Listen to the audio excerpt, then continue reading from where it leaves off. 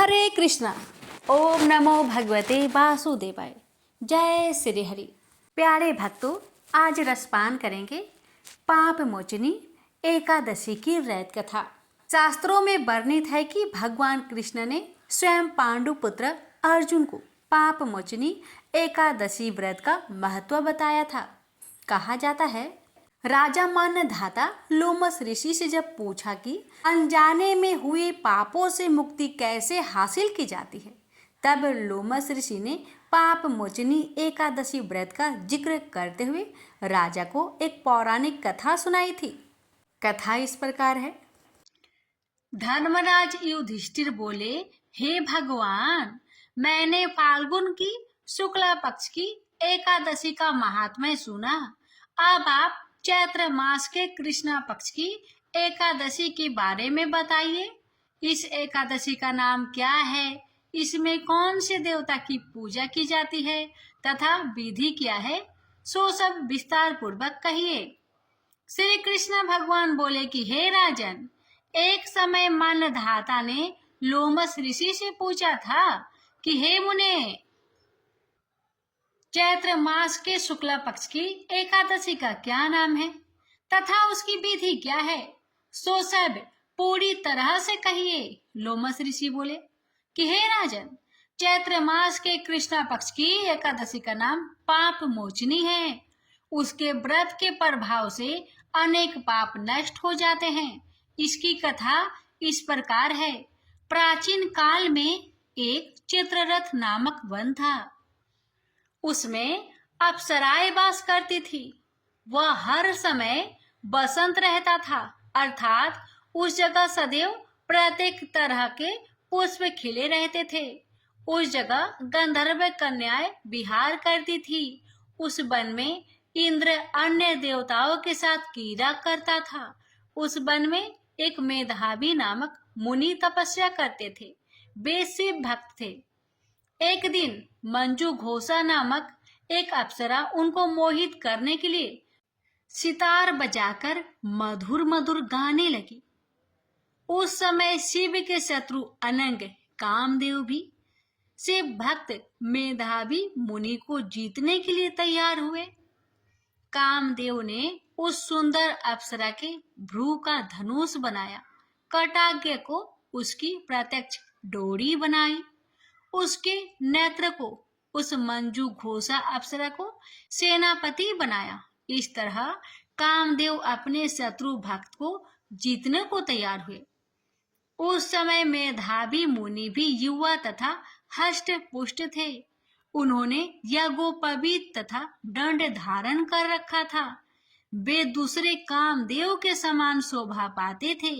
उस मुनि को देखकर कामदेव के बस में हुई। मंजू घोषा ने धीरे धीरे मधुर वाणी से वीणा पर गाना शुरू किया। मेधावी मुनि भी मंजू घोषा के मधुर गाने पर तथा उसके सौंदर्य पर मोहित हो गए।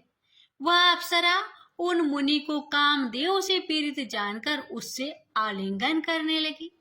वह मुनि उसके सौंदर्य पर मोहित होकर शिव रहस्य को भूल गए और काम के वशीभूत होकर उसके साथ रमन करने लगे। उस मुनि को काम के वशीभूत होने के कारण उस समय दिन रात्रि का कुछ भी ध्यान न रहा और बहुत समय तक रमन करते रहे। एक दिन मंजू घोषा उस मुनि से बोली कि हे मुनि, अब मुझे बहुत समय हो गया है, स्वर्ग जाने की आज्ञा दीजिए। उस अप्सरा के ऐसे वचनों को सुनकर मुनि बोले, हे सुंदरी, तू जो आज इसी संध्या को आई है, अभी प्रातःकाल तक ठहरो। मुनि के ऐसे वचनों को सुनकर अप्सरा उनके साथ रमन करने लगी और बहुत समय बिता दिया। फिर उसने मुनि से कहा, हे देव, अब आप मुझे स्वर्ग जाने की आज्ञा दीजिए। मुनि बोले, अभी तो कुछ भी समय नहीं हुआ है, अभी कुछ देर ठहरो। इस पर वह अप्सरा बोली, हे मुनि, आपकी रात्रि तो बहुत लंबी है। अब आप सोचिए कि मुझे आपके पास आए कितना समय हो गया। उस अप्सरा के वचनों को सुनकर मुनि को ज्ञान प्राप्त हुआ और समय का विचार करने लगे। जब रमन करने से उसका प्रमाण 57 साल 7 माह और 3 दिन ज्ञात हुआ, तो उस अप्सरा को काल का रूप समझने लगे। वह महान क्रोधित हुए और उस तप नाश करने वाली अप्सरा की तरफ देखने लगे। उनके अधर कांपने लगे और इंद्रियां व्याकुल होने लगी। तब मुनि उस अप्सरा से बोले, रे दुष्टे, मेरे तप को नष्ट करने वाली तू अब मेरे श्राप से पिचासनी हो जा। तू महान पापिनी और दुराचारिणी है, तुझे धिक्कार है। उस मुनि के क्रोध युद्ध श्राप से वह पिचासनी हो गई। तब वह बोली, हे मुनि, अब मुझ पर क्रोध को त्याग कर प्रसन्न हो जाओ और इस श्राप का निवारण कीजिए। विद्वानों ने कहा है, साधुओं की संगत अच्छा फल देने वाली है, इसलिए आपके साथ में मेरे तो बहुत वर्ष व्यतीत हुए हैं, अतः अब आप मुझ पर प्रसन्न हो जाइए।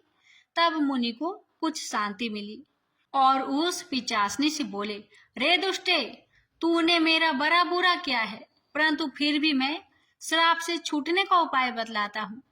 चैत्र माह के कृष्णा पक्ष की जो एकादशी है, उसका नाम पाप मोचनी है। उस एकादशी का व्रत करने से तू पिचासनी की देह से छूट जाएगी। इस प्रकार मुनि ने उसको समस्त विधि बतला दी और अपने पापों के प्रायश्चित के लिए अपने पिता चवन्य ऋषि के पास पहुंच गए। चवन्य ऋषि अपने पुत्र मेधावी को देखकर बोले, रे पुत्र, यह तूने क्या किया? तेरे समस्त तप नष्ट हो गए हैं। मेधावी बोले, हे पिताजी, मैंने बहुत बड़ा पाप किया है, आप उससे छूटने का उपाय बतलाइए। चवन्य ऋषि बोले, हे तात, चैत्र मास के कृष्ण पक्ष की पाप मोचनी नाम की एकादशी का विधि तथा भक्ति पूर्वक व्रत करो, उससे तुम्हारे समस्त पाप नष्ट हो जाएंगे। पिता के वचनों को सुनकर मेधावी ऋषि ने पाप मोचनी एकादशी का विधि पूर्वक उपवास किया। उसके प्रभाव से उनके समस्त पाप नष्ट हो गए। मंजू घोषा अप्सरा भी पाप मोचनी एकादशी का व्रत करने से पिचासनी की देह से छूट गई और सुंदर रूप धारण करके स्वर्ग लोक को चली गई। लोमस मुनि बोले, हे राजन, इस पाप मोचनी एकादशी के प्रभाव से सब पाप नष्ट हो जाते हैं। इस एकादशी की कथा के श्रवण व पढ़ने से 1000 गौदान का फल मिलता है। इस व्रत के करने से ब्रह्म हत्या करने वाले, स्वर्ण चुराने वाले, मदपान करने वाले, अगम्य गमन करने वाले आदि के पाप नष्ट हो जाते हैं और अंत में स्वर्ग लोक को जाते हैं। प्रेम से बोलिए जय श्री हरि। एकादशी माता की कथा प्राचीन समय की बात है। सतयुग में मुर नामक दानव रहता था। वह बड़ा ही अद्भुत, अत्यंत रौद्र तथा संपूर्ण देवताओं के लिए भयंकर था। उस काल रूपधारी दुरात्मा महासुर ने इंद्र को भी जीत लिया था। संपूर्ण देवता उससे परास्त होकर स्वर्ग से निकाले जा चुके थे और शंकित तथा भयभीत होकर पृथ्वी पर विचरा करते थे। एक दिन सब देवता महादेव जी के पास गए। वहां इंद्र ने भगवान शिव के आगे सारा हाल कह सुनाया। इंद्र बोले, महेश्वर, ये देवता स्वर्ग लोक से निकाले जाने के बाद पृथ्वी पर विचर रहे हैं। मनुष्यों के बीच रहना इन्हें शोभा नहीं देता। देव, कोई उपाय बतलाइए। देवता किसका सहारा ले? महादेव जी ने कहा, देवराज, जहाँ सबको शरण देने वाले, सबकी रक्षा में तत्पर रहने वाले जगत के स्वामी भगवान गरुड़ ध्वज विराजमान हैं, वहाँ जाओ। वे तुम लोगों की रक्षा करेंगे। महादेव जी की यह बात सुनकर परम बुद्धिमान देवराज इंद्र संपूर्ण देवताओं के साथ क्षीर सागर में गए, जहाँ भगवान गदाधर सो रहे थे। इंद्र ने हाथ जोड़कर उनकी स्तुति की। इंद्र बोले, देवेश्वर, आपको नमस्कार है। आप ही पति, आप ही मति, आप ही कर्ता और आप ही कारण हैं। आप ही सब लोगों के माता और आप ही इस जगत के पिता हैं। देवता और दानव दोनों ही आपकी वंदना करते हैं। पुंडरीकाक्ष, आप दैत्यों के शत्रु हैं। मधुसूदन, हम लोगों की रक्षा कीजिए। प्रभो जगन्नाथ, अत्यंत उग्र स्वभाव वाले महाबली मोर नामक दैत्य ने इन संपूर्ण देवताओं को जीतकर स्वर्ग से बाहर निकाल दिया है। भगवान देवेश्वर, शरणागत वत्सल देवता भयभीत होकर आपकी शरण में आए हैं। दानवों का विनाश करने वाले कमल नयन भक्त वत्सल देवेश्वर जनार्दन, हमारी रक्षा कीजिए, रक्षा कीजिए। भगवान शरण में आए हुए देवताओं की सहायता कीजिए। इंद्र की बात सुनकर भगवान विष्णु बोले, देवराज, यह दानव कैसा है, उसका रूप और बल कैसा है, तथा उस दुष्ट के रहने का स्थान कहाँ है? इंद्र बोले, देवेश्वर, पूर्व काल में ब्रह्मा जी के वंश में तालजंग नामक एक महान असुर उत्पन्न हुआ था, जो अत्यंत भयंकर था। उसका पुत्र मूर दानव के नाम से विख्यात है। वह भी अत्यंत उत्कट, महापराक्रमी और देवताओं के लिए भयंकर है। चंद्रावती नाम से प्रसिद्ध एक नगरी है, उसी में स्थान बनाकर वह निवास करता है। उस दैत्य ने समस्त देवताओं को परास्त करके उन्हें स्वर्गलोक से बाहर कर दिया है। उसने एक दूसरे ही इंद्र को स्वर्ग के सिंहासन पर बैठाया है। अग्नि, चंद्रमा, सूर्य, वायु तथा वरुण भी उसने दूसरे ही बनाए हैं। जनार्दन, मैं सच्ची बात बता रहा हूँ, उसने सब कोई दूसरे ही कर लिए हैं। देवताओं को तो उसने उनके प्रत्येक स्थान से वंचित कर दिया है। इंद्र की यह बात सुनकर भगवान जनार्दन को बड़ा क्रोध आया। उन्होंने देवताओं को साथ लेकर चंद्रावती नगर में प्रवेश किया। भगवान गदाधर ने देखा कि दैत्यराज बारंबार गर्जना कर रहा है और उससे परास्त होकर संपूर्ण देवता दसों दिशाओं में भाग रहे हैं। अब वह दानव भगवान विष्णु को देखकर बोला, खड़ा रह, खड़ा रह। उसकी यह ललकार सुनकर भगवान के नेत्र क्रोध से लाल हो गए। वे बोले, अरे दुराचारी दानव, मेरी इन भुजाओं को देख। यह कहकर श्री विष्णु ने अपने दिव्य बाणों से सामने आए हुए दुष्ट दानव को मारना आरंभ किया। दानव भय से विहल हो उठे। पांडुनंदन, तत्पश्चात श्री विष्णु ने दैत्य सेना पर चक्र का प्रहार किया। उससे छिन्न भिन्न होकर सैकड़ों योद्धा मौत के मुख में चले गए। इसके बाद भगवान मधुसूदन बद्रिका आश्रम को चले गए। वहां सिंहावती नाम की गुफा थी, जो 12 योजन लंबी थी। उस गुफा में एक ही दरवाजा था। भगवान विष्णु उसी में सो गए। वह दानव मूर भगवान को मार डालने के उद्योग में उनके पीछे पीछे तो लगा ही था। अतः उसने भी उसी गुफा में प्रवेश किया। वहां भगवान को सोते देख उसे बड़ा हर्ष हुआ। उसने सोचा, यह दानों को भय देने वाला देवता है, अतः निसंदेह इसे मार डालूंगा। दानव के इस प्रकार विचार करते ही भगवान विष्णु के शरीर से एक कन्या प्रकट हुई, जो बड़ी ही रूपवती, सौभाग्यशालिनी तथा दिव्य अस्त्र शस्त्रों से सुसज्जित थी। वह भगवान की तेज के अंश से उत्पन्न हुई थी। उसका बल और पराक्रम महान था। दानवराज मूर ने उस कन्या को देखा। कन्या ने युद्ध का विचार करके दानव के साथ युद्ध के लिए याचना की। युद्ध छिड़ गया। कन्या सब प्रकार की युद्ध कला में निपुण थी। वह मोर नामक महान असुर उसके हुक्कार मात्रा से राख का ढेर हो गया। दानव के मारे जाने पर भगवान जाग उठे। उन्होंने दानव को धरती पर इस प्रकार निष्प्राण पड़ा देखकर कन्या से पूछा, मेरा यह शत्रु अत्यंत उग्र और भयंकर था, किसने इसका वध किया है? कन्या बोली, स्वामिन, आपके ही प्रसाद से मैंने इस महादैत्य का वध किया है। श्री भगवान ने कहा, कल्याणी, तुम्हारे इस कर्म से तीनों लोकों के मुनि और देवता आनंदित हुए हैं, अतः तुम्हारे मन में जैसी इच्छा हो उसके अनुसार मुझसे कोई वर मांग लो।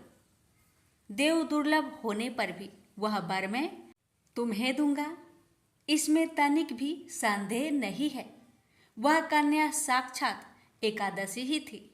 उसने कहा, प्रभु, यदि आप प्रसन्न हैं तो मैं आपकी कृपा से सब तीर्थों में प्रधान, समस्त विघ्नों का नाश करने वाली तथा सब प्रकार की सिद्धि देने वाली देवी हूँ। जनार्दन, जो लोग आप में भक्ति रखते हुए मेरे दिन को उपवास करेंगे उन्हें सब प्रकार की सिद्धि प्राप्त हो। माधव, जो लोग उपवास, नक्त भोजन अथवा एक भुक्त करके मेरे व्रत का पालन करें उन्हें आप धन, धर्म और मोक्ष प्रदान कीजिए। श्री विष्णु बोले, कल्याणी, तुम जो कुछ कहती हो वह सब पूर्ण होगा। प्रेम से बोलिए, एकादशी माता की जय। अब श्रवण करें जगदीश जी की आरती। ओम जय जगदीश हरे, स्वामी जय जगदीश हरे, भक्त जनों के संकट क्षण में दूर करे। ओम जय जगदीश हरे, जो ध्यावे फल पावे, दुख बिन से मन का, स्वामी दुख बिन से मन का, सुख संपत्ति घर आवे, कष्ट मिटे तन का। ओम जय जगदीश हरे, मात पिता तुम मेरे, शरण कहूँ किसकी, स्वामी शरण कहूँ किसकी, तुम्हें बिनु और न दूजा, आस करो जिसकी।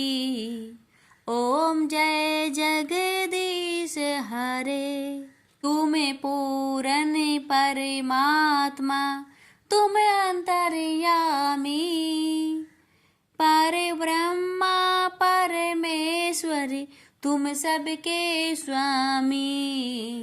ओम जय जगदीश हरे, तुम करुणा के सागरी, तुम पालन करता, मैं मूर्ख खल कामी, कृपा करो भरता।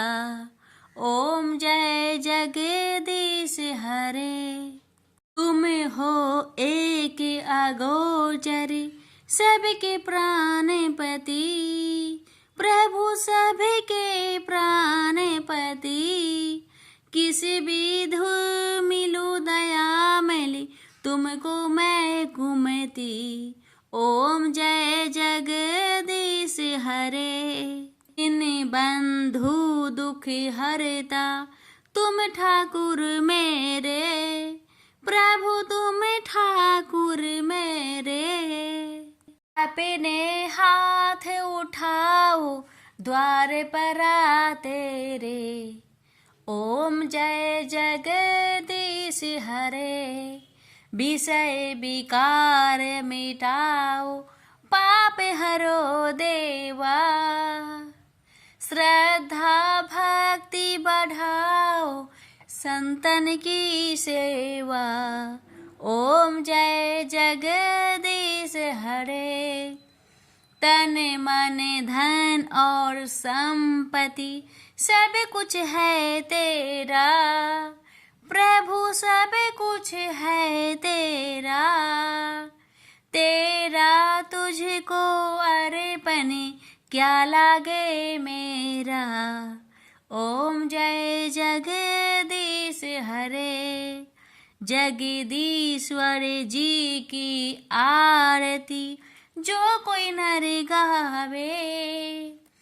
कहते शिवानंद स्वामी मनवांछित फल पावे। ओम जय जगदीश हरे। प्रेम से बोलिए विष्णु भगवान की जय।